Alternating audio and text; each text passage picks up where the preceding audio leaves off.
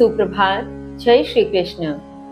गत श्लोकों के अध्ययन में हमने यह जाना कि श्री कृष्ण साकार व निराकार स्वरूप में भजने वाले पूजने वाले भक्तगणों के विषय में कहते हैं कि जो साकार स्वरूप में मुझ में स्थित होता हुआ मुझे पूजता है वह भी मेरे द्वारा श्रेष्ठ सिद्ध योगी जाना चाहता है, और जो मेरे निराकार स्वरूप को, मेरे अप्रकट अचिंतनीय स्थिर बुद्धि वाले स्वरूप को चुनता है, उसका पूजन करता है और उसके स्वरूप में सब प्राणियों में मुझे देखता है, इस प्रकार का समदर्शी निश्चय ही मुझे प्राप्त होता है, इसमें भी संदेह नहीं है। तो इसी श्रृंखला में आगे श्री कृष्ण क्या कहते हैं, आइए जानते हैं। श्लोक संख्या 5। क्लेशः अधिकतरः तेषाम् अव्यक्त आसक्त्येप्यसाम् अव्यक्ता हि गतिर्दुःखं देहवद्भिः अवाप्यते।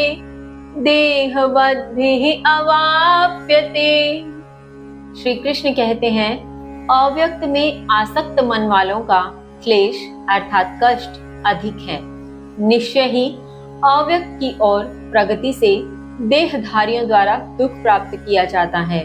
भावार्थ, यहाँ श्री कृष्ण निराकार स्वरूप में ईश्वर को पूजने वालों का कष्ट वर्णित करते हुए कहते हैं कि एक जो साकार स्वरूप में मुझे पूज रहे हैं तो वे कम दुखी हैं, कम परेशान हैं, क्योंकि उनके सामने, उनके समक्ष एक स्वरूप है जिसकी वे पूजा कर रहे हैं, जिसे वे मान रहे हैं, जिसे समझ रहे हैं।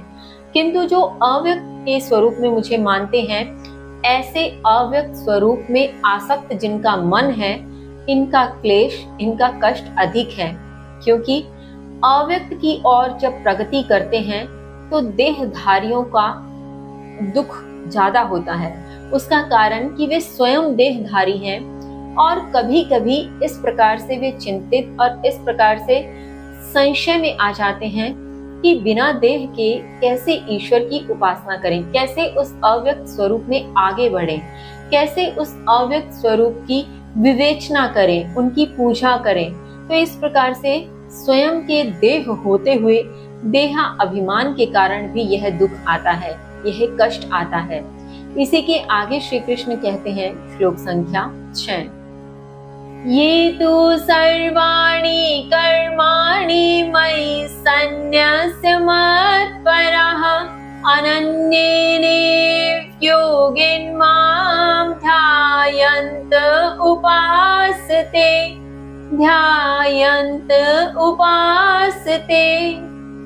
श्री कृष्ण कहते हैं, लेकिन जो सभी कर्मों को मुझ में त्याग कर मुझ में आसक्त अनन्य योग से ध्यान करते हुए मुझे ही पूजते हैं।